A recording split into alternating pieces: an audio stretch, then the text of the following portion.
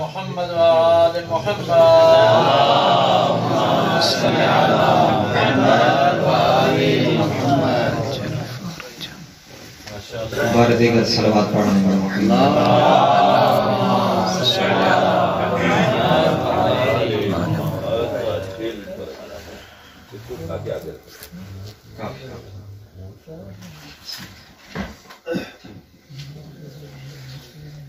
نعرہ تکبیر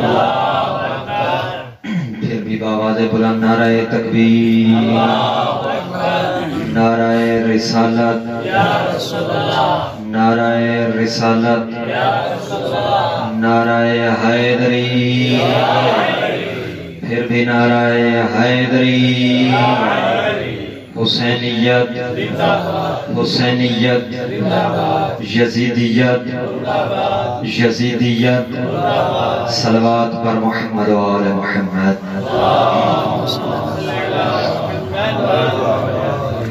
ما شاء اللہ لا حول ولا قوة الا باللہ العلی العظیم اعوذ باللہ من الشیطان الرجیم بسم اللہ الرحمن الرحیم الحمدللہ رب العالمین والصلاة والسلام على السيد المقي المدني العربي والعجم الذي جسمه مقدس معطر مطهر منور في البيت والحرم واسمه مرفوع منقوش مكتوب في اللوح بالقلم أبي القاسم محمد اللهم صل على محمد وآل محمد ثم صلاة والسلام على وليه ووزيره وخليفة من بعد وناصر دينه علي بن أبي طالب أسد الله الغالب غالب على كل غالب امیر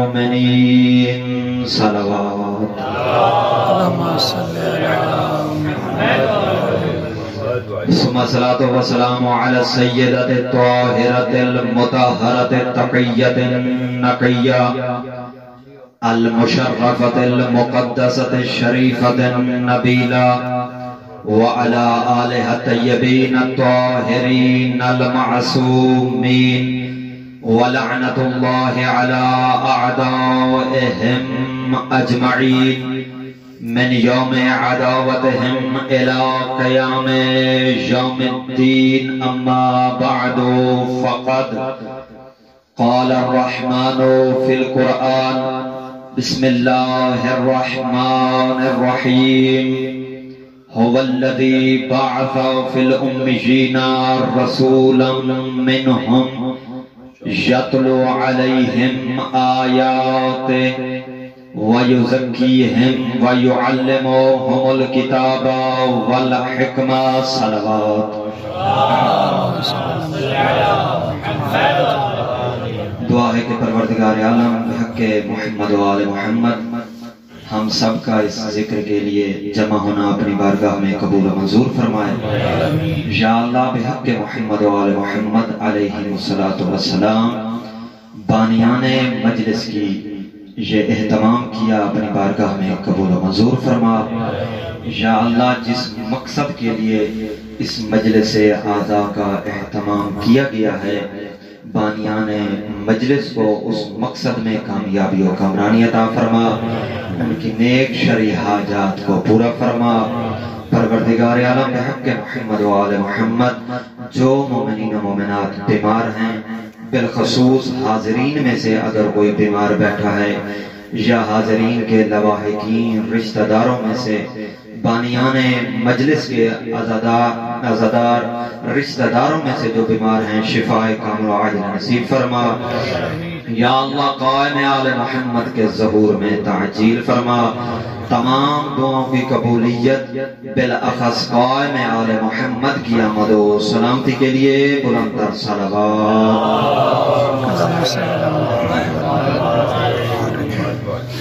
بار دیگر صلوات پڑھنے پر محمد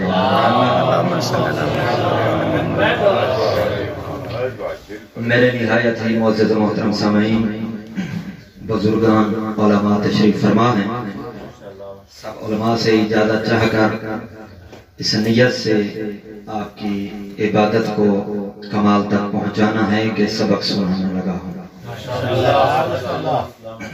اگر برادران میں سے کوئی لائیو چلا رہا ہے تو کوشش کیا کریں لائیو نہ چلایا کریں، کیونکہ پڑھنے والا کوئی معصوم نہیں ہوتا۔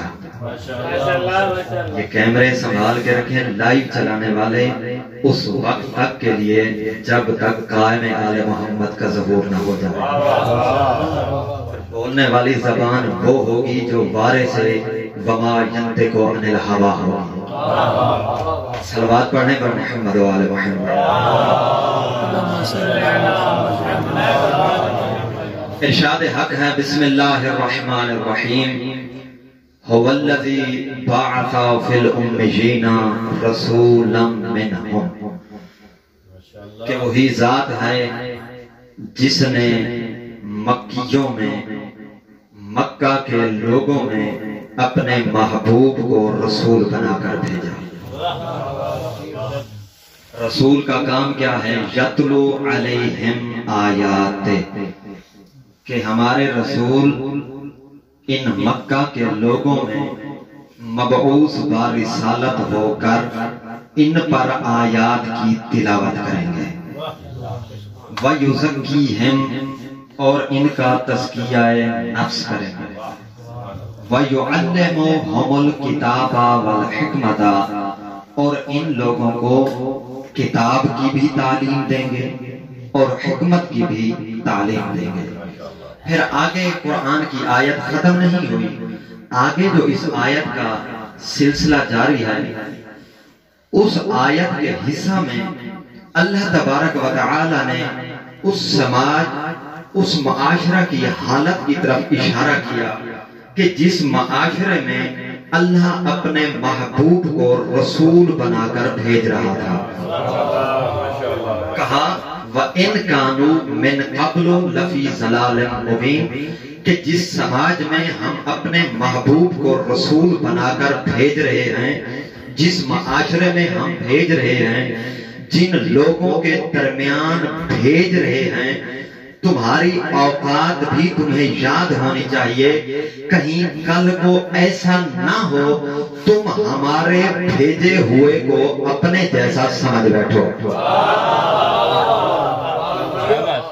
وَإِن كَانُوا مِن قَبْلُ لَفِي ضَلَالٍ مُبِينٍ، حالت یہ تھی اس وقت معاشرہ کی کہ یہ لوگ کھلم بکھلا گمراہی میں تھے، اور معاشرہ کتنا پست تھا۔ جلدی سے آگے بڑھوں گا کیونکہ کل تھی یا پرسوں میرا خیال ہے وہ بھی اسی آیت پہ میں نے گفتگو کی ہے، وہ تمام امثلہ آپ کے سامنے پیش نہیں کرنی، آگے بڑھنا ہے انشاءاللہ۔ صلوات پڑھیں پر محمد و آل محمد۔ معاشرہ اور اس وقت کا سماج اتنا پست تھا کہ اپنے ہی جگر کا ٹکڑا، اپنی ہی اولاد اگر وہ بیٹی کی صورت میں ہوتی تو اسے بیٹی ہونے کی سزا دی جاتی۔ اگر اپنی ہی اولاد بیٹی کی صورت میں ہوتی تو زندہ درگور کر دیا جاتا کہ بیٹی کیوں پیدا ہوئی ہے۔ یہ معاشرہ اتنا پست تھا، اور معاشرے کی پستی کی مثال اور کیا دوں کہ ایک وحدہ لا شریک خدا کے سامنے جھکنے کے بجائے 60 بتوں کی پوجا کیا کرتے تھے۔ ایک خدا کے سامنے ایک خدا کی عبادت کرنے کے بجائے 60 بتوں کی عبادت کیا کرتے تھے۔ اتنا پست معاشرہ کہ جہاں بیٹی کو عزت نہیں، جہاں بیٹی کو زندہ درگور کیا جاتا تھا، اسی معاشرے میں اللہ نے جب اپنے محبوب کو رسول بنا کر بھیجا، میرے رسول نے یتلو علیہم آیات، ان لوگوں پر آیات کی تلاوت کی، وَيُزَكِّيهِمْ، ان کا تزکیہ نفس کیا، وَيُعَلِّمُهُمُ الْكِتَابَ وَالْحِکْمَةَ، اور میرے رسول نے ان کو کتاب اور حکمت کی تعلیم دی۔ پھر اس معاشرے کو تعلیم اور تزکیہ کر کر کے ہمارے رسول نے اتنا بلند کیا کہ جس معاشرے میں بیٹی کو زندہ درگور کیا جاتا تھا، اسی معاشرے میں بیٹیاں کبھی ام ابیہ بن رہی ہیں۔ توجہ کیجئے گا، تھوڑا بولیے گا میرے ساتھ۔ اسی معاشرے میں کبھی بیٹیوں کو ام ابیہ کے القابات سے جانا جا رہا ہے اور کبھی زینب کہلایا جا رہا ہے۔ وہی معاشرہ جو اتنا پست تھا، اتنی ترقی ملی ہے اسی معاشرے کو کہ وہی بیٹی جسے سزا دی جاتی تھی بیٹی ہونے کی، زندہ درگور کر دیا جاتا تھا، اب وہی باپ ہے، اسی معاشرے کا باپ ہے، بیٹی آ رہی ہے، استقبال کے لیے کھڑا ہو رہا ہے۔ اور فقط اتنا نہیں کھڑے ہوتے، کہا فاطمہ تو ام ابیہ، فاطمہ باپ کی ام ہے، فاطمہ باپ کی ام ہے۔ میں جان بوجھ کے آج رک گیا، علماء بیٹھے ہیں، احتیاط سے کام لے رہا ہوں، میں نے ترجمہ نہیں کیا ہوگا، یہ نہیں کہا کہ فاطمہ باپ کی ماں ہے، چونکہ آج کل اشکالات ہونے لگے، علماء بہتر جانتے ہیں اور جوابات بھی بہتر جانتے ہیں۔ پاکستان میں بڑے بڑے لوگ اشکال کرنے لگے ہیں اس بات پر کہ یہ کیسے ہو سکتی ہے حدیث صحیح کہ فاطمہ تو ام ابیہ، فاطمہ باپ کی ماں ہے، کبھی بیٹی بھی باپ کی ماں ہوتی ہے؟ تو اس لیے میں رک گیا، فاطمہ ام ابیہ، فاطمہ باپ کی ام ہے۔ اب ام کا معنی کیا ہے؟ ام سے مراد کیا کیا لیا جا سکتا ہے؟ تو کہتے ہیں جب لغات کی کتابوں میں مراجعت کریں تو ام سے مراد اصل بھی لیا جاتا ہے، ام سے مراد اصل، ام سے مراد مقصد، ام سے مراد پرورش کرنے والے، ام سے مراد پروان چڑھانے والے، ام سے مراد جو بھی خاموش بیٹھے مشکل وقت میں مشکل کشا بننے والے، ام سے مراد مقصد بھی ہے، ام سے مراد اصل بھی ہے، ام سے مراد پروان چڑھانے والی بھی ہے، ام سے مراد مشکل وقت میں مشکل کشا بننے والی بھی ہے۔ جہاں یہ مراد لیے جاتے ہیں وہاں ایک معنی اور بھی مراد لیا جاتا ہے، ام کا معنی ہے بقا۔ تو شاید اس لیے ہمارے رسول کہا کرتے تھے فاطمہ تو ام ابیہ، فاطمہ محمد کی بقا ہے۔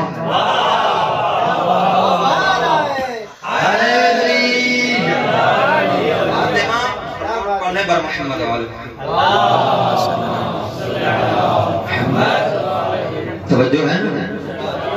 وہ پست معاشرہ کہاں، آج یہ ترقی یافتہ معاشرہ کہاں کہ وہی بیٹی جسے حقارت کی نگاہ سے دیکھا جاتا تھا، آج اسی معاشرے میں بیٹی کبھی ام ابیہ کہلا رہی ہے اور کبھی زینب بن رہی ہے، زین اب یا زینب۔ علماء بیٹھے ہیں، یہ بھی پیش کرتا جاؤں سبق کہ زینب، اس میں اگرچہ علماء کے درمیان اختلاف بھی پایا گیا ہے، بعض نے اسے بسیط کہا ہے لفظ، بعض نے مرکب کہا ہے۔ اگر بسیط ہے تو بسیط سے خوبصورتی مراد لی گئی ہے، زیادہ تفصیل میں نہیں جانا چاہتا، آج موضوع مرکب ہے،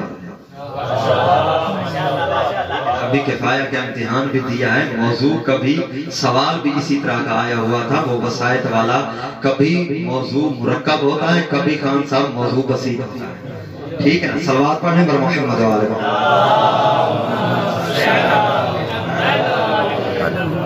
بسیط کے بھی قائل ہیں اور بعض علماء بلکہ اکثر مشہور یہی ہے کہ زینب مرکب ہے اور مرکب ہے زین اور اب سے، یعنی باپ کی زینت، یعنی باپ جو سابقہ معاشرہ ذہن میں رکھ کے بیٹھے ہیں، یعنی باپ کی زینت.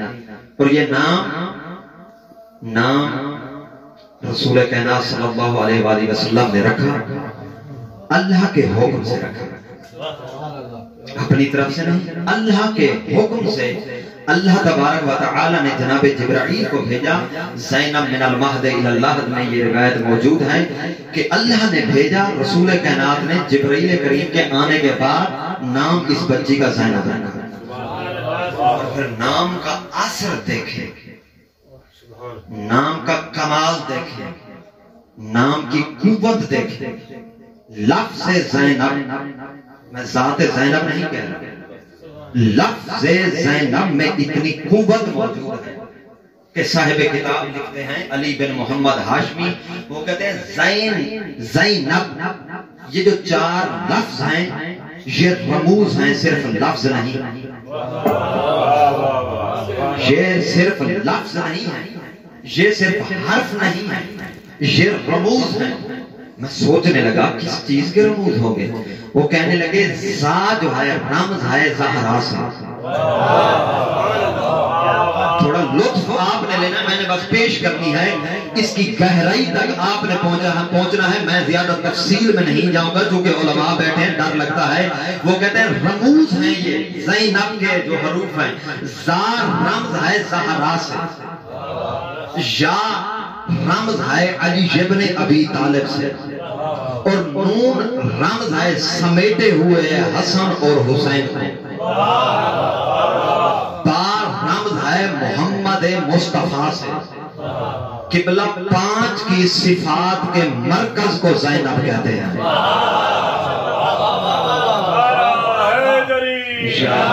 اس میں اتنا ہی کہہ سکتے ہیں، 5 کی صفات کے مرکز کو. اور یہ بھی بڑی ذمہ داری کا جملہ کہہ رہا ہوں، 5 کی صفات کے مرکز کو سیدہ زینب کہتے ہیں. اور اس اسم میں اتنی طاقت کیوں نہ ہو کہ علماء اس اسم سے توسل کیا کرتے ہیں. سابقہ علماء کی سیرت رہی ہے. بہت سارے علماء آپ جانتے ہیں کن کن علماء کا نام لو. مراج اسام مرزا کمی جیسے، صاحب القوانین مرزا کمی جیسے علماء توسل کیا جا کرتے تھے. وہاں توسل جہاں کیا کرتے تھے، جس کتاب سے میں نے پڑھا ہے اس میں یہ نہیں لکھا ہوا کہ مرزا کمی ذات زینب سے توسل کرتے تھے، بلکہ لکھا ہوا ہے بے اسم زینب، بے اسم زینب. صاحب قوانین جیسی ہستی وہ کیوں کیا کرتے تھے؟ پھر انہوں نے سبب لکھا ہے وہ کیوں سیدہ کے نام سے توسل کرتے تھے، سیدہ زینب سلام اللہ علیہ. انہیں سبب بھی لکھا ہے صاحب کتاب نے. انہوں نے کہا ایران کے ایک عالم تھے جن کا نام تقریباً پورا مجھے یاد نہیں آ رہا، علی نقی تھا. بعض ان کا حصہ یاد آ رہا ہے نام کا، کیونکہ نام جب لکھا جاتا ہے یہاں عربی کتابوں میں باپ دادا بھی ساتھ لکھا ہوا ہے، ٹھیک نا، جز یاد آ رہا ہے. تو وہ عالم دین مریض تھے اور ایسی مرض میں مبتلا تھے کہ جس کا انہیں علاج نہیں مل رہا تھا. بڑے بڑے اطباء کے پاس گئے، بہت سارے ڈاکٹر نے دیکھا لیکن علاج نہیں ہوا، شفا یاب نہیں ہوئے. اس عالم دین نے سوچا جب یہ دنیاوی ڈاکٹر ان سے میں شفا یاب نہیں ہو رہا، ان کے علاج کام نہیں کر رہے، کیوں نہ در نجف پہ جاؤں اور وہاں سے شفا مانگوں. در نجف پہ بیٹھنے والے علماء ہیں، کیوں نہ وہاں جاؤں. یہ ایران کے عالم تھے، وہاں سے شفا مانگوں. وہ کہتے ہیں میں آیا نجف اشرم میں ذریعہ اقدس کے قریب بیٹھا رہا، دعا مانگتا رہا، دعا ختم ہو گئی، میں اٹھ گیا، دن گزر گیا، رات گزر گئی، شفا یاب نہیں. شفا یاب یہ ان کے کمال پہ حرف نہیں ہے، کوئی اگلا پیغام دینے کا مقدمہ تھا. یہ ایک ذہن میں میرے میں آیا، باقی آپ علماء بیٹھے ہیں تعویل اور سارا کچھ کر لینا. یہ کہتے ہیں میں رات کو میرے دوست رہتے تھے نجف میں ان کے پاس گیا. وہاں گیا تو مجلس ہو رہی تھی. مجلس میں خطیب منبر پہ بیٹھے تھے اور وہ روایت پڑھ رہے تھے. روایت میں ذکر کر رہے تھے اس میں زینب سے توسل کرتے ہیں. وہ کہتے ہیں میں نے وہی بیٹھ کر کہا زینب زینب زینب. 3 مرتبہ لفظ زینب کی تسبیح پڑھی, مجھے شفا مل گئی.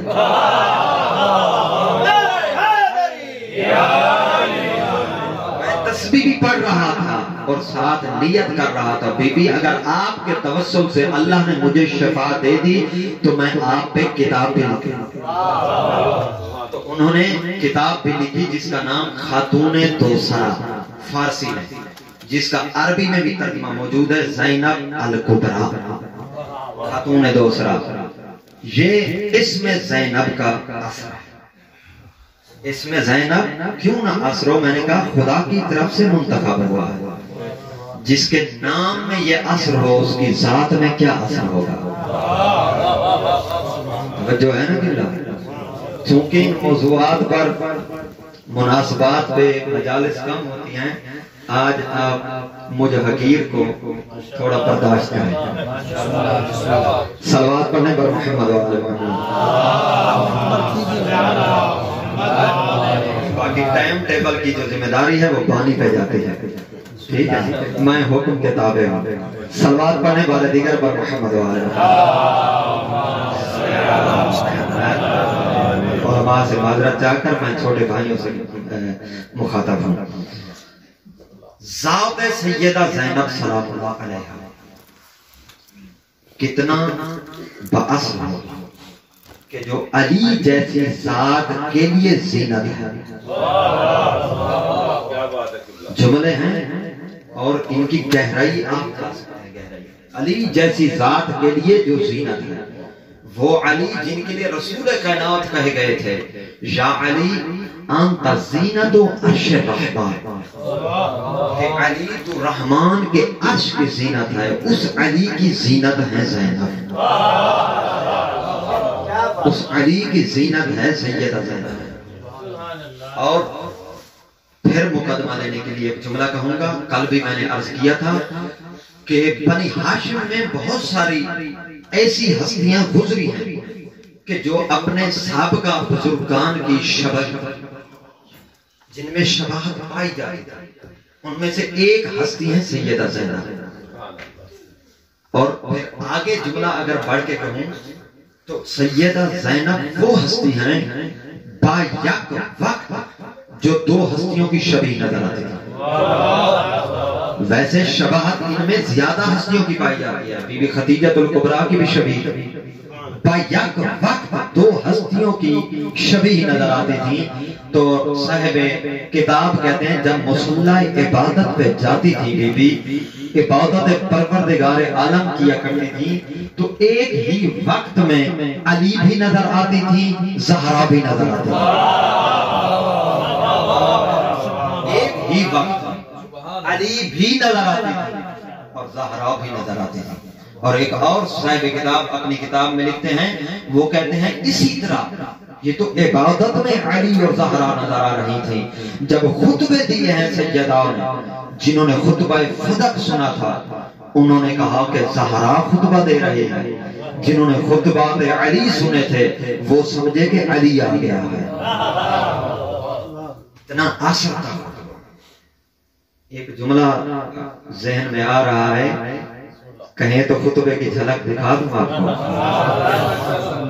دربار یزید قبلہ, مرد ہو کر خطبہ دینا مشکل نہیں ہے. مرد ہو اور مردوں میں خطبہ دے کوئی زیادہ تعجب نہیں ہوگا. اور مزدور خطبہ دے, شہر بھی اپنا ہو, مسجد بھی بابا والی ہو, اسی ممبر کے سامنے دے جو بابا کا ممبر ہو, بیٹھنے والے بابا کے امتی ہوں, شاید اتنا تعجب نہ ہو. لیکن اگر مزدور خطبہ دے, بازار میں دے یا دشمن کے دربار میں دے, اس کا اثر بھی اور ہوگا, اس سے تعجب بھی کو زیادہ ہوگا. اور جب سامنے بیٹھنے والا شرابی ہو, مجمع شرابیوں کا ہو, پھر خطبہ کے یہ جملے بالخصوص کہنا, آمین العدل یبن الطلقاء, اور میرے آباؤ اجداد کے آزاد کردہ غلاموں کی اولاد، میرے آباؤ اجداد کے آزاد کردہ غلاموں کی اولاد، من العدل یبنۃ القا، یہ جملے کہنا اس بھرے دربار میں. اور پھر جملہ کہا آگے، خطبہ نہیں، میں بس 2 جملے مختصر پڑھنے لگا ہوں. جملہ کہا زینب وعدہ کر کے جا رہی ہے جیسے کت قیدہ وس اسعیا بازل جہدہ لا تمحو ذکرنا لا تمیت وحینا. زینب یہ وعدہ کر کے جا رہی ہے. دیکھ زینب علی کی زبان کی وارث بول رہی ہے. کت قیدہ وس اسعیا، جتنی مکاری کرنا چاہتا ہے کر لے، جتنی کوششیں کرنا چاہتا ہے کر لے، جتنا ظلم کرنا چاہتا ہے کر لے. آج بھرے دربار میں زینب یہ وعدہ کر کے جا رہی ہے کہ تیرا نام لینے والا کوئی نہیں ہوگا، اور کل بھی حسین زندہ تھا، قیامت تک زندہ رہے گا.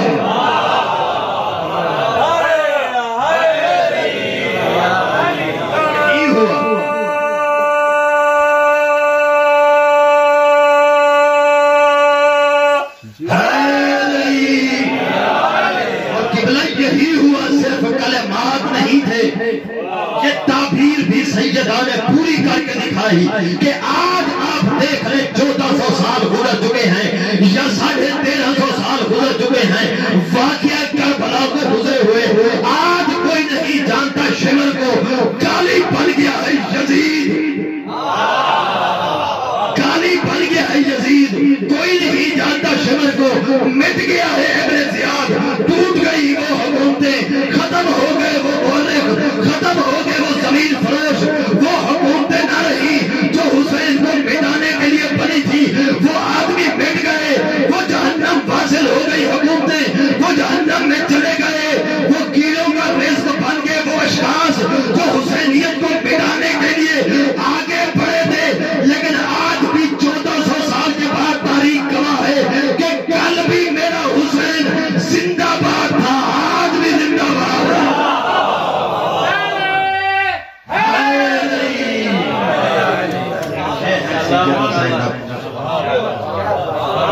اور صرف حسینیت کی بقا نہیں ہے جملات، حسینیت کی بقا نہیں ہے. دیکھیں محمدیت اور امامت، نبوت اور امامت کو بچایا تھا محافظت کر کے فاطمہ الزہرا نے. نبوت اور امامت کی حفاظت کی تھی فاطمہ الزہرا سلام اللہ علیہا نے. اور فاطمیت کی بقا کو بھی زینب کہتے ہیں، صرف حسینیت کی نہیں. آپ سنتے ہیں پڑھتے بھی ہیں حسینیت کی بقا ہے زینب نہیں، حسینیت کی بھی اور فاطمیت کی بقا کو بھی زینب کہتے ہیں. کیوں؟ واحد خاتون ہے یہ سیدہ زینب. 5 سال کی عمر میں، 5 سال کی عمر تھی جب سیدہ نے خطبہ فدق کو نقل کیا. اتنی فصاحت و بلاغت، اتنا کمال حافظہ سیدہ کا. 5 سال کی عمر میں خطبہ فدق کی ناقلہ راویہ سیدہ زینب سلام اللہ. اس لیے میں نے کہا صرف بقائے حسینیت نہیں، بقائے فاطمیت بھی زینب ہے. اور آج آخری پیغام اور مصائب کے چند جملے. خطیب جو بن جاتا ہے، اگرچہ میں خطیب نہیں ہوں، میں تو سیکھ رہا ہوں آپ سے، اگر کوئی خطیب بن جائے، میرے سامنے خطبہ بیٹھے بھی ہیں، خطیب سمجھتا ہے کہ اب میں خطابت میں آ گیا ہوں تو مجھے کسی چیز کی ضرورت نہیں ہے، بس بلے بلے کرنی ہے اور بلے بلے کروانی ہے. میں جس خطیبہ کا ذکر کر رہا ہوں یہ خطیبہ بھی تھیں اور ساتھ عابدہ آل محمد بھی تھی. ایسی خطیبہ کہ جس سے بڑھ کر کوئی خطیب شاید نہ ہو. ایسی خطیبہ یزید کے دربار میں ایسا خطبہ دیا اور اس کے ساتھ ساتھ عابدہ آل محمد. اس کے ساتھ ساتھ معرفت توحید رکھتی تھی، اتنی عبادت کرتی تھی بی بی، خطیب ہونے کے ساتھ ساتھ، کہ خطبہ کے لیے پیغام ہے، خطیب ہونے کے ساتھ ساتھ اتنی عابدہ تھی سیدہ سلام اللہ علیہا کہ امام جن کی عبادت کی گواہی دیتے ہیں، امام سجاد فرماتے ہیں اس مصیبت بھری رات میں جہاں بہن کو پتا ہو کہ کل میرے بھائی نہیں رہیں گے، ساری رات بی بی نے مصلی پہ کھڑے ہو کر عبادت کی۔ یہ ہے کمال عبادت سیدہ کو، ساری رات عبادت کرتی رہی۔ اور یہ خطیبہ کتنی عظیم عابدہ تھی کہ امام حسین جیسی ہستی قربانی کا وقت جب قریب آیا، شہادت کی طرف جانے لگے، جاتے ہوئے یہ جملہ کہہ کے جا رہے ہیں، وصیت کر کے جا رہے ہیں، میری بہن زینب لا تنسینی فی نافلۃ اللیل، اجرکم اللہ، اللہ آپ کے پر سے قبول فرمائے۔ جو پہنچ گئے ہیں، جو نہیں سمجھے، میں مزید منظر سامنے کر دیتا ہوں۔ عزادارو، یہ امام حسین جو جملہ کہہ رہے ہیں، زینب لا تنسینی فی نافلۃ اللیل، زینب مجھے نماز شب میں نہ بھلانا، جب بھی نماز شب پڑھنا۔ عزادارو، امام تھے امام حسین، وقت کے امام تھے۔ جانتے ہیں آپ امامت کا علم کیا ہے؟ امام علم امامت سے جانتے تھے کہ میرے جانے کے بعد میری لاش پہ گھوڑے دوڑائے جائیں گے، میرے جانے کے بعد میری بہنوں کے خیام جل جائیں گے، جانتے تھے میرے جانے کے بعد ان کی چادریں چھن جائیں گی، جانتے تھے میرے جانے کے بعد میری بہنوں کو، میری بیٹیوں کو تواجے لگیں گے، جانتے تھے اتنی مصیبت میں ہوں گی میری بہنیں کہ ان کو چادریں چھین کر ان کو قید کیا جائے گا، پھر بھی کہہ رہے تھے لا تنسینی فی نافلۃ اللیل، میری بہن زینب میں حسین جانتا ہوں جتنے حالات مشکل ہو جائیں تو نماز شب قضا نہیں کرے گی۔ اجرکم اللہ، اجرکم اللہ۔ سیدہ آپ کے پر سے قبول فرمائیں۔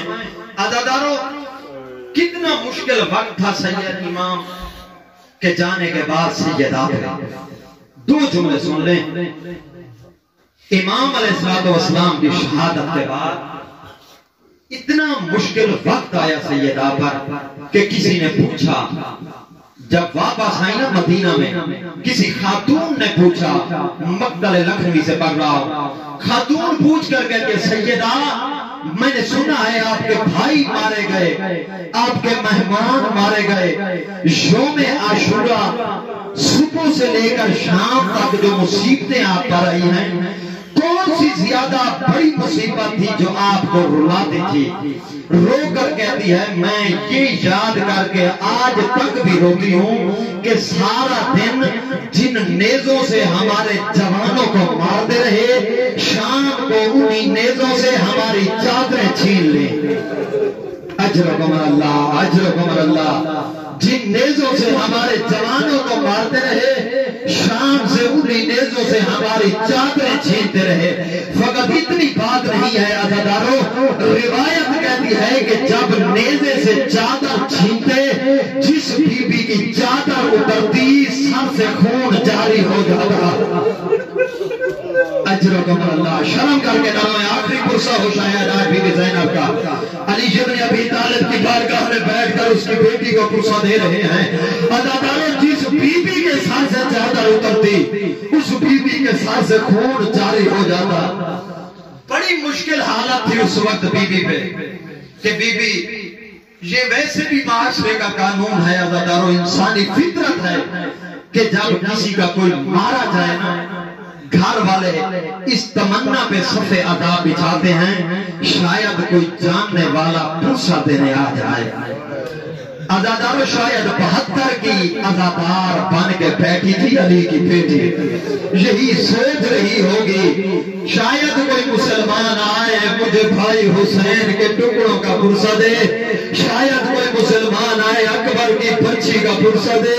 شاید سوچ رہی ہوگی کوئی مسلمان تو آئے گا جو مجھے قاسم کے ٹکڑوں کا پرسہ دے گا. شاید سوچ رہی ہوگی کوئی مسلمان تو آئے گا جو مجھے میرے اولا محمد کا پرسہ دے گا. عزادارو یہی سوچ رہی تھی بی بی. اتنے میں چند گھوڑے سوار نظر آئے جن کے ہاتھ میں آگ تھی, جن کے منہ سے یہ الفاظ نکل رہے تھے, جلدی کرو ان کے خیام کو آگ لگا دو. اجرکم اللہ, اجرکم اللہ. 2 جملے بس اور آپ کی عبادت تمام کرتا ہوں.